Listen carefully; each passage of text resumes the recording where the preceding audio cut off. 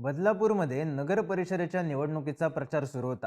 प्रचाराच्या दुराळ्यात एका तरुणावर हल्ला झाला. पोलिसांनी तातडीने तपास केला आणि ऋषिकेश चाळके नावाच्या आरोपीला पकडलं. मॅटर होता हल्ला केल्याचा. निवडणुकीचा काळ होता, त्यामुळे एखाद्या राजकीय वादातून हा विषय झाला असेल अशी चर्चा बदलापूरमध्ये रंगली. पण या ऋषिकेश चाळकेची चौकशी सुरू असताना उलगडा झाला एका खुनाचा. 3 वर्ष आधी नवऱ्यानेच बायकोचा खून केला होता. बायको काँग्रेसची पदाधिकारी होती. अचानक झालेल्या मृत्यूमुळे अनेकांनी हळहळ व्यक्त केली होती, पण प्रत्यक्षात तो खून होता. सर्पदंश घडवून आणत केलेला खून. असा खून ज्याचा शेवट झाला एका भलत्याच गुन्ह्याच्या चौकशीत. पण हे प्रकरण समोर कसं आलं, सगळी स्टोरी उलगडणारा हा व्हिडिओ. नमस्कार, मी चिन्मय आणि तुम्ही पाहताय बोलभिडू. नीरजा आंबेरकर बदलापूर पूर्व भागातल्या उज्ज्वलदीप सोसायटीमध्ये राहणारी 37 वर्षीय महिला. नीरजा या काँग्रेसच्या मुरबाड विधानसभा अध्यक्ष होत्या. मुरबाडमध्ये त्या सामाजिक उपक्रम घ्यायच्या, त्यांच्या नावाची चर्चा व्हायची, सोबतच जनसंपर्कही तगडा तयार झाला होता. नीरजा यांचा नवरा रुपेश आंबेरकर हा व्यावसायिक, तर या जोडप्याला 3 मुलं. सगळं काही सुरळीत चालल्याचं दिसत होतं.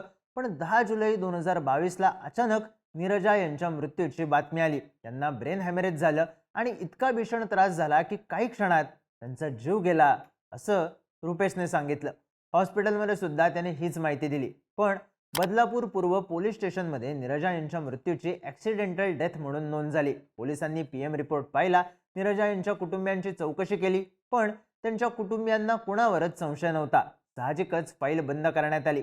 इकडे नीरजा यांचा मृत्यू हा स्थानिकांसाठी धक्का होता. त्यात ज्या दिवशी त्यांचा मृत्यू झाला त्या दिवशी त्यांनी एकूण 3 सोशल मीडिया पोस्ट केल्या होत्या. त्याच दिवशी मृत्यू झाल्याने हळहळ व्यक्त केली जाऊ लागली. तरुण सामाजिक कार्यकर्त्या नीरजा आंबेरकर यांचं निधन, अशा बातम्या सुद्धा आल्या. काही स्थानिक महिलांनी आता माध्यमांशी बोलताना असा दावा केला आहे की नीरजा यांचा मृत्यू झाला त्यावेळी रुपेशने त्यांना सांगितलं होतं की आम्ही तिच्या माहेरी निघणार होतो. त्या दिवशी नीरजाचा एकादशीचा उपवास होता. तिने काही खाल्लं नव्हतं, तिला चक्कर येत होती. त्यामुळे तिने काहीतरी खाल्लं आणि अचानक तिला त्रास झाला.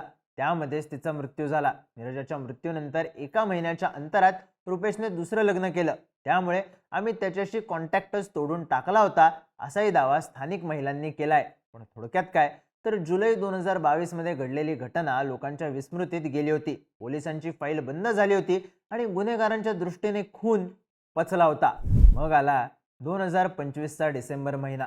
2 तारखेला पोलिसांनी ऋषिकेश चाळके याला हाफ मर्डरच्या आरोपात अटक केली. पोलीस अधिकाऱ्यांनी दिलेल्या माहितीनुसार त्यांना ऋषिकेश चाळकेचा एका खुनाच्या गुन्ह्यात सहभाग असल्याची माहिती मिळाली होती, पण त्याबद्दल कुठला ठोस पुरावा नव्हता.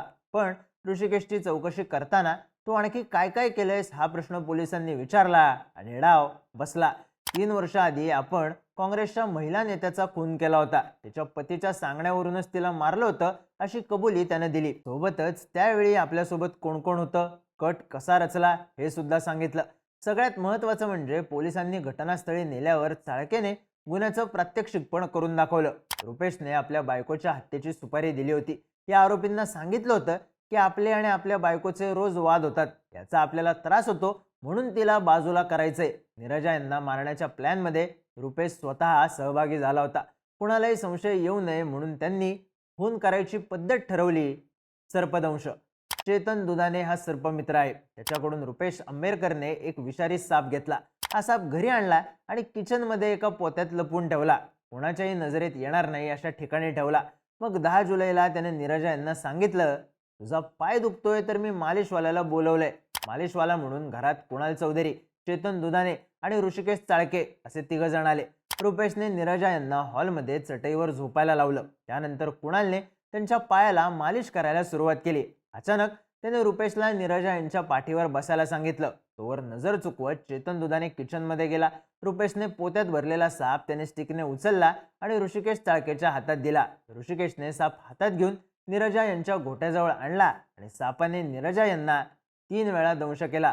साप विषारी होता, त्यामुळे नीरजा यांचा मृत्यू व्हायला फारसा वेळ लागला नाही. पण पुढचा प्रश्न होता, नीरजा यांचा मृत्यू झाला हे लोकांना कसं सांगायचं आणि हा नैसर्गिक मृत्यू आहे हे पटवून कसं द्यायचं. मग इथे दुसरा प्लॅन वर्कआउट झाला.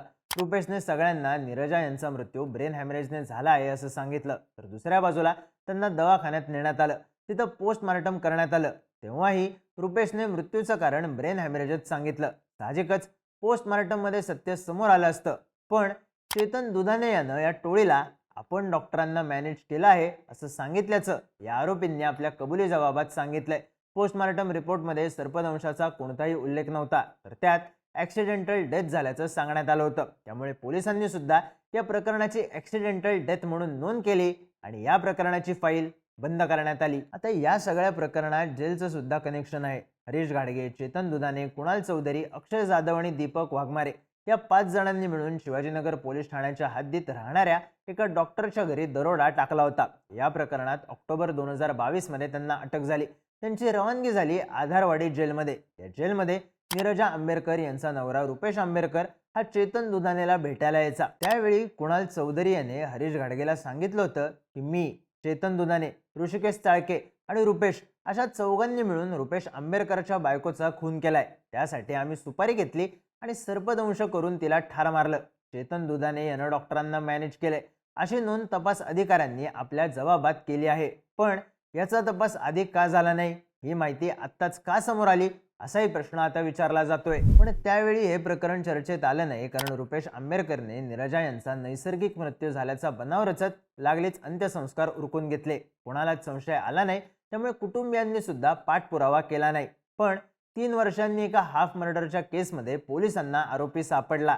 त्याआधी मिळालेली टीप, या आरोपीने चौकशीत दिलेली माहिती, पोलिसांनी CDR आणि इतर पुराव्यांच्या आधारे घेतलेला शोध, यावरून हे सगळं प्रकरण उघडकीस आणलंय. या प्रकरणात पोलिसांनी 3 आरोपींना अटक केली असून पोस्टमार्टम रिपोर्ट देणाऱ्या डॉक्टरची सुद्धा चौकशी केली जाणार आहे. सोबतच हत्येत आणखी कोणी सहभागी आहे का याचाही शोध घेतला जाणार आहे. पण ही हत्या फक्त नवरा बायकोच्या भांडणामधून केली होती की या सगळ्याला दुसरा अँगल सुद्धा होता, या दृष्टीने तपास होणार का आणि बंद झालेल्या फाईल्समधले गुन्हे बाहेर येऊन असे आणखी आरोपी सापडणार का, याकडे सगळ्यांचं लक्ष असेल. पण तोवर चर्चा होईल मालिशच्या नावाखाली सर्पदंश करून बायकोची हत्या करण्याच्या फुल प्रूफ प्लॅनचीच.